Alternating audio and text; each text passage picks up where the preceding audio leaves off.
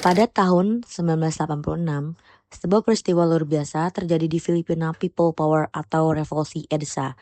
Di tengah krisis politik dan ekonomi, jutaan rakyat turun ke jalan dalam protes damai, mengakhiri kekuasaan seseorang diktator yang telah berkuasa selama lebih dari 20 tahun. Ini adalah kisah bagaimana rakyat Filipina berhasil menggulingkan Ferdinand Marcos tanpa senjata, tanpa kekerasan, bagaimana sebuah negara kecil di Asia Tenggara menjadi inspirasi bagi gerakan-gerakan damai di seluruh dunia. Gerakan People Power di Filipina adalah revolusi damai yang menandai akhir dari rezim Ferdinand Marcos. Tapi, apa sebenarnya yang dimaksud dengan People Power? Pada intinya, gerakan ini adalah manifestasi dari keinginan rakyat Filipina untuk mengakhiri kekuasaan otoriter yang telah menekan mereka selama bertahun-tahun. Marcos, yang pertama kali terpilih sebagai presiden pada tahun 1965, awalnya dipandang sebagai sosok yang membawa harapan baru bagi Filipina. Ia berjanji untuk memperkuat perekonomian dan infrastruktur negara. Namun, seiring berjalannya waktu, pemerintahannya mulai ditandai dengan korupsi, penindasan, dan pelanggaran hak asasi manusia. Di balik fasad pembangunan, rakyat Filipina menderita. Marcos menggunakan kekuasaannya untuk memperkaya dirinya sendiri dan lingkaran kekuasaan yang sempit.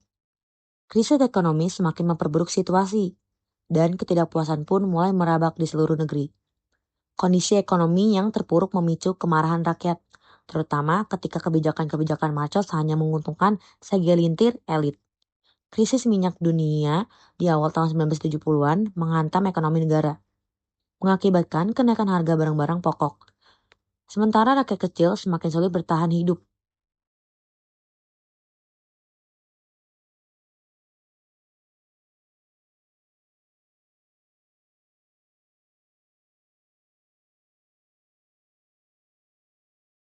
Pemilu tahun 1969 adalah titik balik bagi Marcos.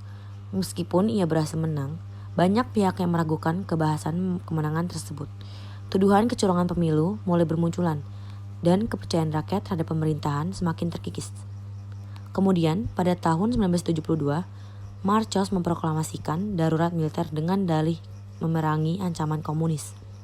Namun, tujuan sebenarnya adalah untuk memperkuat kekuasaan dan menghilangkan oposisi. Selama masa darurat militer, kebebasan pers dibungkam, lawan-lawan politik ditangkap, dan hak asasi manusia diabaikan. A power embodied in the Constitution to protect the Republic of the Philippines and our democracy.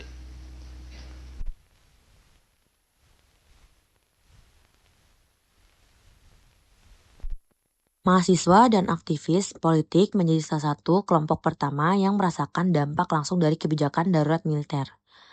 Protes mereka terhadap kebijakan Marcos seringkali berakhir dengan kekerasan. Namun, meski dihadapkan dengan represi, semangat perlawan terus tumbuh. Pada akhirnya, pembunuhan Benigno Ninoy Aquino pada tahun 1983 menjadi pemicu kemarahan besar-besaran kalangan rakyat Filipina.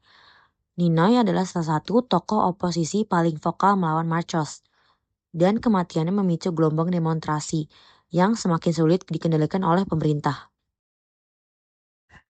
Pada puncaknya, jutaan orang berkumpul di sepanjang Epifanio de los Santos Avenue EDSA di Manila dalam demonstrasi yang dikenal sebagai Revolusi EDSA. Gerakan ini tidak seperti protes pada umumnya. Tidak ada senjata, tidak ada kekerasan. Rakyat Filipina menggunakan kekuatan moral dan spiritual untuk melawan. Dengan membawa rosario, bunga, dan bahkan makanan untuk tentara, mereka menunjukkan kepada dunia bahwa revolusi tidak harus berdarah.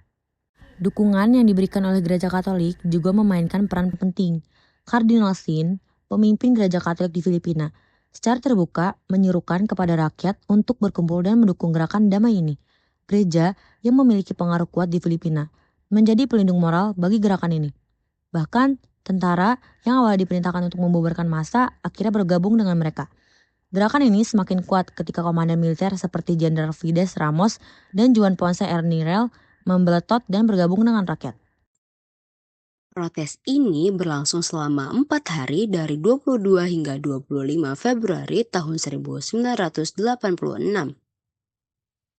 Rakyat memblokade jalan-jalan utama, tetapi mereka tidak menggunakan kekerasan. Mereka membangun barikade dari mobil dan bus, sementara yang lainnya berdoa, bernyanyi, dan menyapa tentara dengan senyum dan bunga.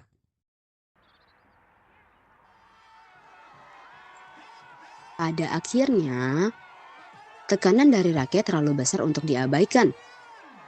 Hingga pada 25 Februari tahun 1986, setelah beberapa hari demonstrasi damai, Ferdinand Marcos dan keluarganya meninggalkan Filipina dan menuju pengasingan di Hawaii. Rezim yang telah bertahan selama 21 tahun akhirnya runtuh, bukan karena perang, tapi karena kekuatan moral dan kesatuan rakyat Filipina.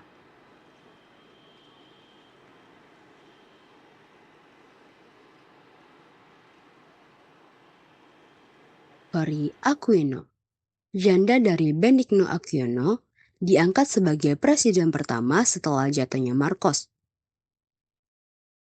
Ia menjadi simbol kemenangan rakyat Filipina dan awal baru bagi demokrasi di negara tersebut.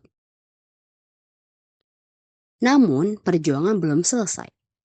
Filipina harus membangun kembali negaranya setelah bertahun-tahun berada di bawah bayang-bayang otoritarianisme. Preserve and defend its fundamental law. Preserve and defend its fundamental law. Execute its just laws. Execute its just law. Do justice to every man. Do justice to every man. And consecrate myself And consecrate myself to the service of the nation. to the service of the nation. So help me God. So help me God. Selain rakyat Filipina, peran militer dan komunitas internasional juga sangat penting dalam keberhasilan gerakan People Power. Ketika tentara Marcos membelot dan bergabung dengan rakyat, kekuatan rezim runtuh dengan cepat. Di tingkat internasional, Amerika Serikat yang awalnya mendukung Marcos, akhirnya mendesak Marcos untuk mundur. Sehingga tekanan internasional ini menjadi salah satu alasan mengapa rezim Marcos runtuh dengan cepat dan damai. Komunitas internasional, terutama Amerika Serikat dan negara-negara Barat, memainkan peran dalam mendorong transisi damai ini. Pada saat itu, dunia mulai mengalihkan pandangannya pada pentingnya demokrasi dan hak asasi manusia. Dan keberhasilan gerakan damai ini juga menginspirasi banyak negara lain yang juga berada di bawah kediktatoran. Revolusi People Power tidak hanya mengubah Filipina, tetapi juga menjadi simbol bagi dunia bahwa kekuatan rakyat bisa mengalahkan tirani. Namun, sejarah Filipina menunjukkan bahwa perjuangan untuk demokrasi tidak pernah benar-benar berakhir. Saat ini, keluarga Marcos kembali ke panggung politik dan rakyat Filipina masih harus tetap menjaga warisan perjuangan mereka. Tapi dari Eksa kita belajar bahwa ketika rakyat bersatu, mereka memiliki kekuatan yang tak terbendung.